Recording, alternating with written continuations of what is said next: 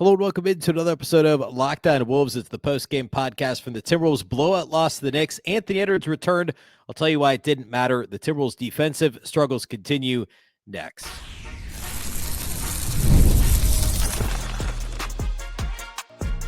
You are Locked On Timberwolves, your daily Minnesota Timberwolves podcast. Part of the Locked On Podcast Network, your team every day. Hello and welcome to the Locked On Wolves podcast, part of the Locked On Podcast Network, your team every day. My name is Ben Beecken. I'm the host of Locked On Wolves. Today's episode is brought to you by FanDuel. Right now, new customers can bet just $5, and if your bet wins, you'll get $300 in bonus bets to use across the app. Head to FanDuel.com to get started. Happy Thursday, everybody. The Timberwolves lost the Knicks in blowout fashion on Wednesday night by 23 points when it was all said and done. Anthony Edwards returned. That was, I guess, the first headline. Beyond that, more of the same when it comes to the Timberwolves defense, at least against good teams and competitive offenses. The recent wins against Charlotte and Brooklyn, notwithstanding, Charlotte is a good offense, but against an overall really good opponent, the Timberwolves, they withered in the second half after leading at halftime. We'll talk about what happened in this one. A lot of defensive struggles, and Ant was certainly part of the problem. I have three big things we're going to hit right here off the top. What you need to know about this game to take away from this really disappointing loss as the Wolves are back down to 500 at 4-4. We'll talk about Ant's performance. We'll talk about individual studs and duds. All that is upcoming on the show today. A big thank you right here off the top for making Locked On Wolves your first listen every single day. Of course, this show is free and available everywhere. That includes YouTube, as well as all of your favorite audio platforms. Wherever you like to listen to podcasts, you can find Locked On Wolves. All right. Three big things. Before we get to that, to reiterate, Ant missed 4 games. He returned. He was questionable coming in, was cleared to play after shoot-around and everything today. TJ Shannon, though, was also questionable with a foot injury and ultimately was ruled out, was not available tonight for the Timberwolves. Everybody else was. The Knicks got Mitchell Robinson back after he'd missed their last, I think, 5 games. And that turns out, a really big deal. And in fact, not a bad segue into talking about my 3 big things. First, the defense, period. I know that's a big, big thing. It's literally half of the game. We have to talk about the defense and specifically the lack of defensive intensity. And, we could argue perimeter defense, and I think that was the biggest problem here. The Timberwolves' perimeter defense was shoddy, I think is a fair way to put it. The interior defense wasn't much better either. But I think the most concerning thing was the lack of intensity on the perimeter. And early in the game, I actually had a note from like late first, early second quarter where I was like, man, the Timberwolves defense is swarming. Like they had a couple of really nice possessions. They had a couple of really nice possessions that the Knicks ultimately scored on, but it was just incredible shot making. And the Wolves defense was good. They were scrambling. They were Xing out. They were covering for each other. They were contesting at the rim. They were, for the most part, contesting without fouling. And then in the second half, it completely fell apart. The Knicks scored 83 points in the second half of this game. Granted, 2/3 of the fourth quarter was garbage time. But but before that was the case, Minnesota was up by 4 at halftime. And the Knicks scored 40 third quarter points against the Timberwolves. Jaden McDaniels had a bad second half, like a really bad second half. Julius Randle was absolutely part of the problem defensively. Anthony Edwards was not good defensively in his first game back after missing 4 games with the hamstring injury. I would say of the starters, Dante was the one that was the least culpable here. Not great, but Rudy didn't have a single block in this game. We'll talk about rebounding here in a minute. That wasn't good. Nas was not good defensively. Really, nobody but Jalen Clark. And actually, weirdly, I thought Rob Dillingham competed defensively in this game too. I shouldn't say weirdly. He's competed defensively recently when he's gotten rotation minutes. That's not what I meant. What I meant was, if I was going to name 3 Timberwolves players who I thought played okay defensively, it would be Jalen Clark, and I think Rob Dillingham would be on that list too. And then it's probably either Conley or DiVincenzo as far as like who actually gave an effort and provided some resistance to the Knicks in this game on the defensive end of the floor. But the defensive intensity was basically 0 in the second half for the Wolves. And the Knicks are a good offensive team. It's not a good combination. That's my number one thing. Number 2, and it's related, the defensive rebounding. or should I say the lack thereof. Minnesota had 22 defensive rebounds in this game. The Knicks had 21 offensive rebounds. Let me say that again. Minnesota had only one more defensive rebound than the Knicks had offensive rebounds in this game. How about, we'll say it this way. Mitchell Robinson had 9 offensive rebounds himself in just 16 minutes. 9 in 16 minutes. Rudy Gobert had 6 defensive rebounds in 28 minutes. How about this? Mitchell Robinson had 9 offensive rebounds by himself in 16 minutes. The Timberwolves as a team had 9 offensive rebounds for the entire game. Sliced it a few different ways, it tells the same story. The Timberwolves were horrific on the glass. And I said this on Wednesday's show when I previewed the matchup toward the end of the show. I said it on the Knicks podcast that I went on Wednesday. You can find that. You can find it on YouTube. I said, look, I'm worried about the Timberwolves' defensive rebound in this game. The Knicks are the best. I think they were number 1 in the NBA in offensive rebound rate coming into this game. The Timberwolves' defensive rebounding is an absolute roller coaster. And sure enough, the Knicks got up a ton of threes. The Knicks attempted 42 threes in this game, so actually 2 more threes than Minnesota. And they missed some shots, but they generated a ton of additional shots with 21 offensive rebounds. 9 for Mitchell Robinson in 16 minutes, 5 for OG Anunoby, 3 for Karl-Anthony Towns. 21 as a team. Minnesota had 9 offensive rebounds. So overall, the Knicks are a plus 19 on the glass. 50 rebounds for the Knicks to 31 for the Timberwolves. The first quarter was where the tone was really set, and the Knicks were only up by a bucket at the end of the first, but the second chance opportunities, the offensive rebounds, I mentioned Robinson had 5 himself in the first quarter, offensive rebounds. And yes, the Wolves were up 4 at halftime, but the tone was set in the first quarter. The Knicks realized they could out-physical Minnesota. If they weren't sure, they found out then that they could. They could just play harder than them. And I know sometimes like that's it feels like a lazy analysis, but like that's what this was in the first quarter and then especially in the third quarter. And yes, the first part of the fourth quarter when they put the game away. The defensive rebounding for Minnesota was horrific. And the Knicks just absolutely killed the Wolves on the glass. And then my third big thing is absolutely related. It's the failure in the paint, like across the board. We can start with points. We already talked about rebounding, so that's included here. But points in the paint, the Knicks won that 62-40 in this game. Minnesota was a minus 22 in the paint. That was another thing I talked about in the preview that I was worried about.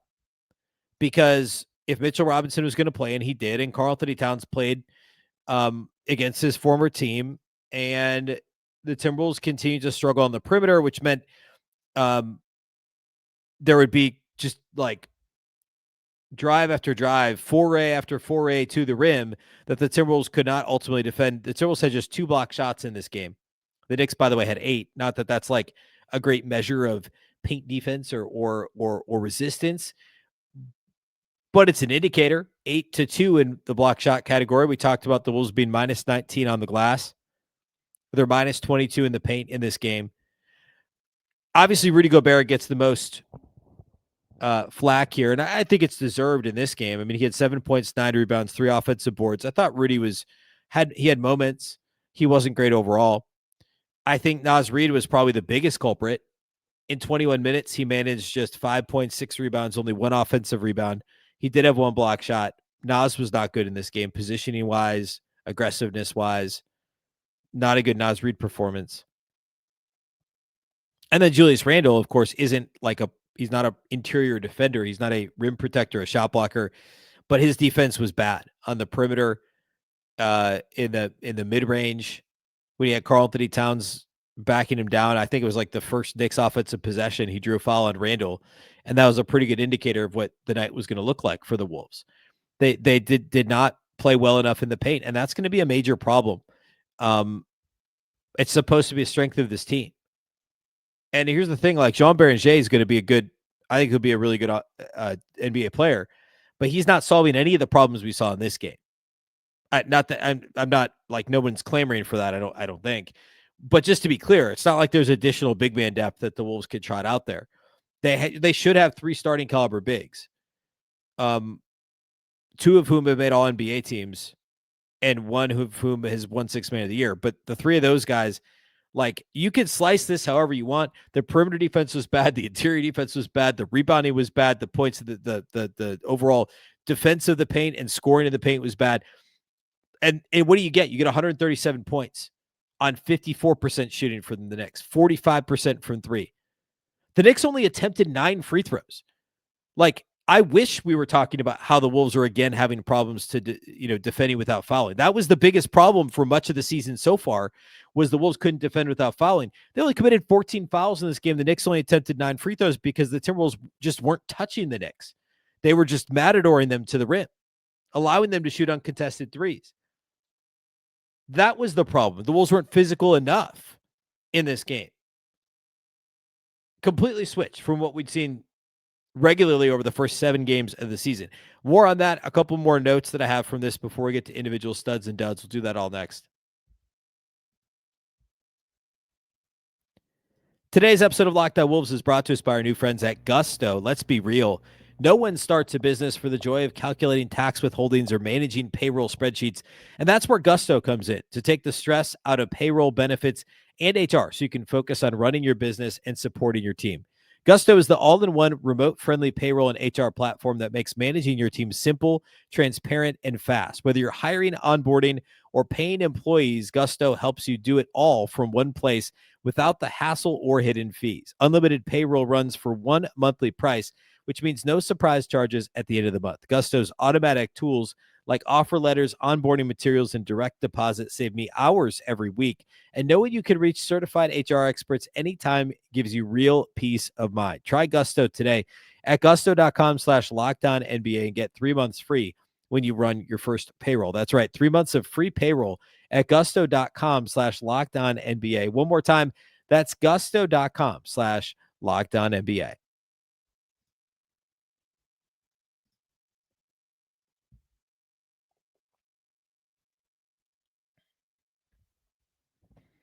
All right.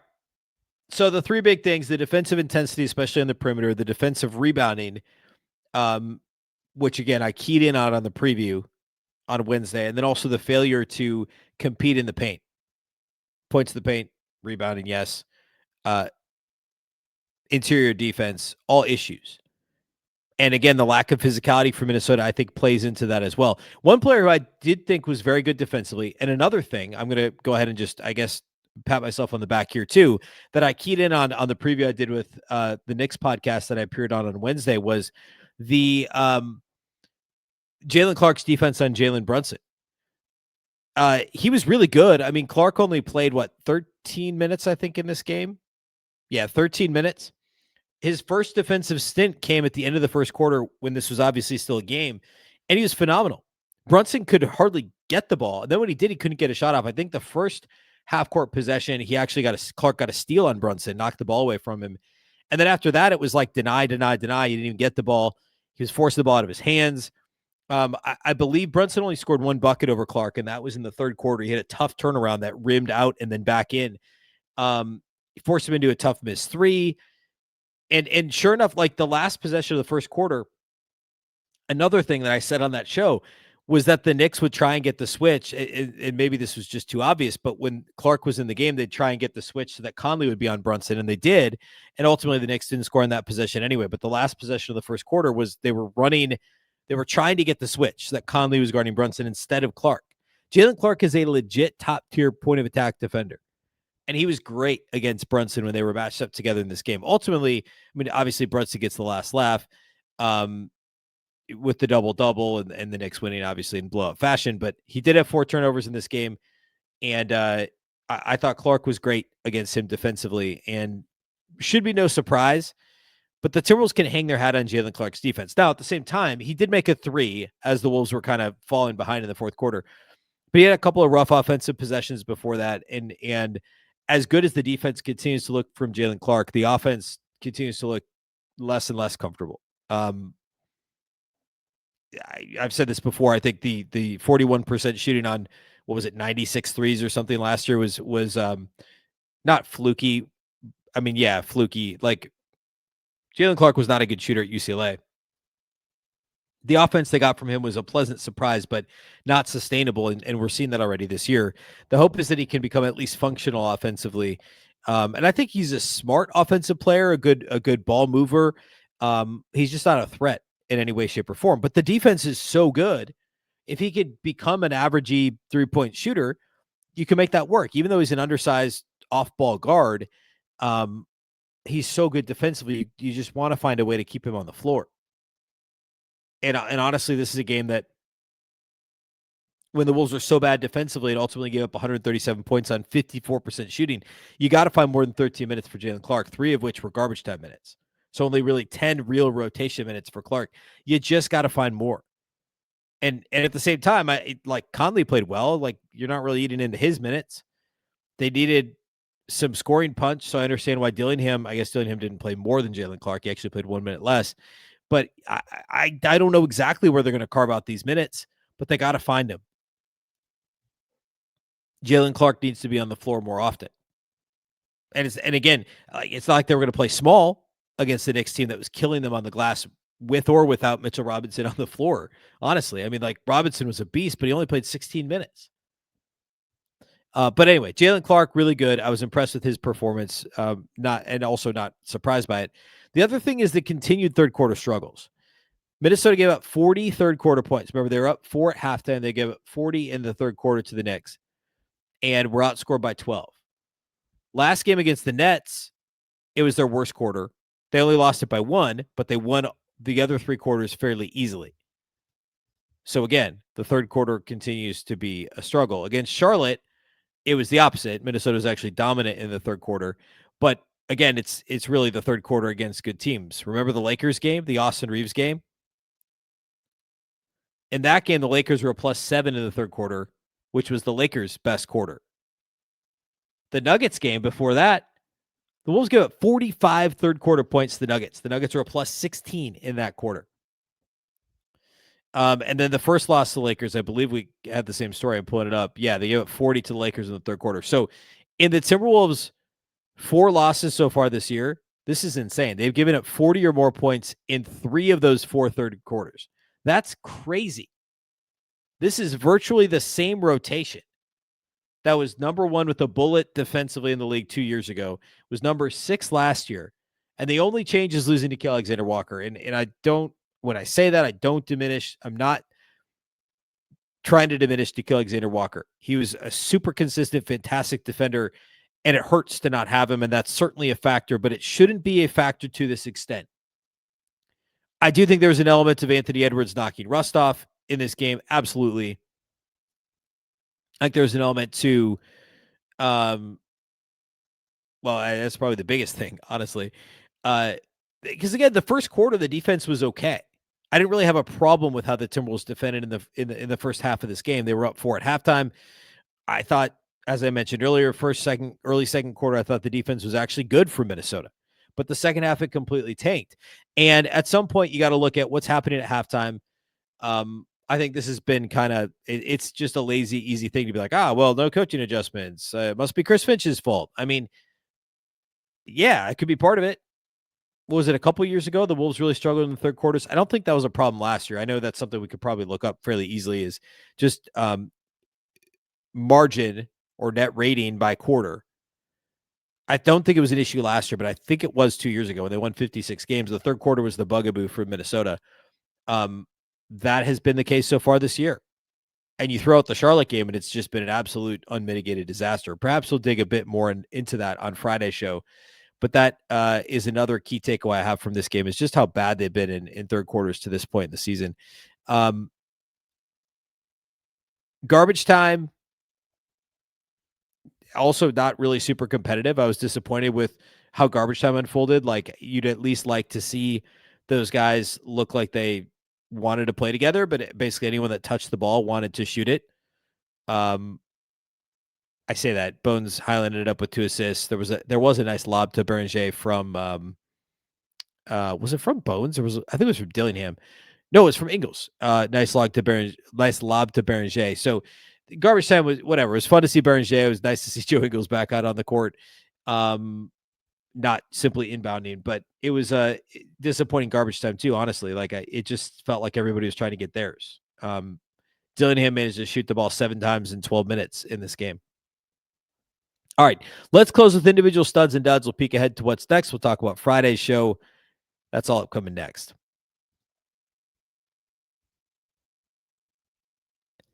Today's episode of Locked On Wolves is brought to us by our friends at FanDuel. The NBA is back into our third week now of the NBA season, and there's no better place to get in on the action than FanDuel, the official sports betting partner of the NBA. Even if you missed the start of any NBA game, or maybe you just want to ride the hot hand, you can live bet. FanDuel has live bets on everything from whom will score next to fourth quarter comebacks. Plus, you can even combine your live bets, into a same game parlay for a shot at a bigger payout. It keeps every game exciting, especially when your team is making a late push. Yes, of course, basketball on Thursday night, but there's also football. The Broncos are 8.5-point favorites at home against the reeling Las Vegas Raiders. I don't mind Broncos minus 8.5. I think that could be a complete blowout. I don't know that the Raiders get to 10 points in this game. So if you think this could be a 21-10 game, you take Broncos minus 8.5. I think that's entirely on the table. You look at the NBA games for Thursday night. Let's see. We've got the only one that's on the board right now on FanDuel is Clippers at Suns. The Suns are 2.5-point favorites at home. I kind of like Clippers plus 2.5. I guess I took the Clippers over on the season, so I'm a little biased there, but I actually don't mind that in terms of an individual game bet. And remember, you can live bet too. You can do same game parlays, whatever you want to do. You can do it at FanDuel.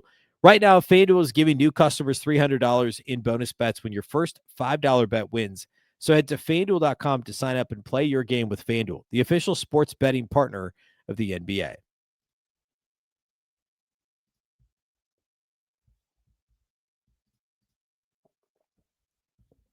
All right, individual studs and duds for Wolves Knicks. We haven't talked about Julius Randle other than saying the defense wasn't good. That said, we still have to give him a stud for this game because the offense is really what kept the Timberwolves in it. It's what got them out to an early lead, allowed them to up at halftime, and frankly, what kind of kept them hanging around late third, early fourth quarter. Julius had 32 points on 21 shots, 3 of 6 on threes. The three-point shot continues to be really efficient. He had 2 threes in like the first 4 minutes of the game. 5 rebounds is not enough. To be clear, it's not enough. 5 rebounds in 38 minutes when this man, Mitchell Robinson, has 10 and 16, including 9 offensive rebounds. I can't stop talking about that. It's insane. And yet Julius ends up with just 5 in 38 minutes for the game. 4 assists and a block. He did have 3 turnovers, got to the line 5 times, made all 5 free throws. I thought Julius Randle was really good offensively once again. I don't think he tried to do too much. I think the decision-making was very good. It was the defense that was the problem. And again, far from the only one was Julius Randle. Donte DiVincenzo has to be another stud. I thought he was actually okay defensively, especially compared to most of his teammates. 21 points on 15 shots in 36 minutes. He was 2 of 4 on twos and 5 of 11 on threes. Very similar formula to what we saw him use on Monday when he scored 25 against Brooklyn on Monday. 4 assists to 2 turnovers, just 3 boards in 36 minutes. 1 steal for DiVincenzo, which, by the way, is another thing across the board. The Wolves did not force enough turnovers. The Knicks only had 14 turnovers in this game. The Wolves as a team only had 6 steals, and Ant had 2. Nobody else had more than 1 for the Wolves. Third stud, this is tricky. I don't even know that there is one. I don't know that anybody's deserving of a third stud in this game. This is weird, but I guess I'd go Jalen Clark. 3 points in 13 minutes. Finally knocked down a 3, but it was the defense that was actually good, and he gets a gold star on a night where the defense was not good across the board for Minnesota. Duds, this is easier. It's actually harder to pick only 2. I'm not going to say Ant because he only played 29 minutes coming back from the hamstring. I thought he got into a bit of a groove in the third quarter, made some good reads offensively as far as passing the ball early in the first half when the shot wasn't falling. I'm not going to say Ant. Naz Reid, 5 points on 7 shots, 1 of 5 on threes in 21 minutes, 6 boards, only 1 offensive rebound, 1 assist to 2 turnovers in this game. Bad defense, interior and exterior, interior and perimeter. Just not a good Naz Reid game. He managed to be a minus 19 in just 21 minutes. The only player with the worst plus minus was Ant, who played 29 minutes. It was a minus 25, by the way. So, yes, individual players, single game plus minus is extremely noisy. It is not the Bible. It's not something to go by all the time, but it does paint a picture here of just how much Ant was struggling, and the Timberwolves were struggling when Ant was on the floor defensively. So Nas gets a dud. And I guess my other one would probably be, I'm going to say, I'm between Jaden and let's give it to both of them. Jaden McDaniels, 13 points on 10 shots. He did knock down 3 threes, but I thought the defense was nowhere near what we've come to expect from Jaden McDaniels. He also had 3 turnovers to 3 assists, a couple of poor offensive decisions in this game as well. I thought it was just a clunky game is probably the best way to put it for Jaden McDaniels. And then also Rudy Gobert. I mean, the expectations for Rudy are higher. He had 7 points, 9 rebounds in this game, no block shots. Now, to be fair, the Timberwolves defense is astronomically worse when Rudy's off the floor. And perhaps we'll get back to that on Friday. We talked about it a little bit the other day on the show. But the Rudy-less defense we'll just call it a rudderless defense. The Rudy-less defense is a rudderless defense for the Timberwolves, to be sure. But neither McDaniels or Gobert played up to stuff in this game for the Timberwolves. We talked about Conley. He had 8.6 assists, his best game probably of the season. Knocked down a pair of threes, knocked down a pair of free throws. Looked comfortable. We talked about Jalen Clark. Dillingham, I thought, was okay defensively. He finished with 6 points, 4 assists, only 1 turnover. The shot is still like the only 3 he made was in garbage time. He missed 2 when it mattered. Well, 1 when it mattered, and I guess the other miss was in garbage time as well. He's got to play a little better still if he wants to cement a rotation spot. But I thought overall he was okay. That's kind of it. I mean, like, this is just going back to the 3 big things. It's the defense, the points of the paint, really the same stuff that has cropped up through the first 3 weeks of the season quite frequently, or 2+ weeks of the season. All fixable things, all things we know the Wolves have the personnel to correct, and the schedule gets ridiculously easy upcoming, which we'll talk about on Friday. So, there's a lot of time here to kind of right the ship, obviously. But concerning that things kind of like fell apart in the way that they did in this game. Next up is Utah Friday night. We'll preview that matchup on Friday's show. Walker Kessler out for the season, which is a big bummer. Torn labrum, I believe, in his shoulder. So he's out. And then after Utah, the Wolves go Utah, Sacramento, winnable games. And then Denver, much tougher. Dallas has been bad so far this year. Washington, Phoenix, Sacramento again before you get to Oklahoma City on Thanksgiving Eve. So over the next, 9 games? The Timberwolves have 8 games against likely non-playoff teams. So including 3 against Sacramento. So time to make hay for the Timberwolves. This is a team that under Chris Finch has struggled to play up, or they will play up and down to their competition. Not the case so far this year. I mean, the 4 teams that they've beaten are likely non-playoff teams. I know Portland's above 500. I actually think they're better than people think. So that may be the outlier there. But I mean, that's 4 teams that I would still say are unlikely to be playoff teams, and the 4 teams they've lost to are playoff teams. So to this point in the year, they played exactly to their competition, which bodes well for the next 10 games. They should go 8-2, if not 9-1 over the next 10 if they follow that same pattern. So something to keep an eye on. We'll break down the upcoming schedule. We'll talk about the Rudy/rudderless defense on Friday's show. And what was the other thing I said we were going to talk about?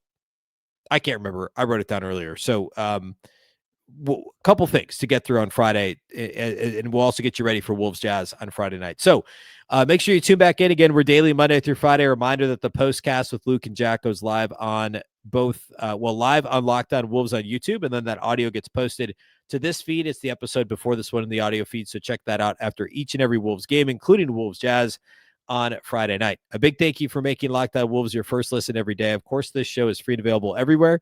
That includes YouTube, as well as all of your favorite audio platforms. Wherever you like to listen to podcasts, you can find Locked On Wolves. A reminder for your second listen, check out the Locked On Fantasy Basketball Show with our guy, Josh Lloyd, the #1 fantasy basketball podcast out there, giving you daily tips and helping you win your league, all while you make all while making you a smarter NBA fan. You can find Locked On Fantasy Basketball on YouTube or wherever you listen to podcasts, part of the Locked On Podcast Network, your team every day. This show is also part of that very same network, your local experts on all the biggest stories. Once again, I'm Ben Beecken. This is the Locked On Wolves podcast, and we'll catch you next time.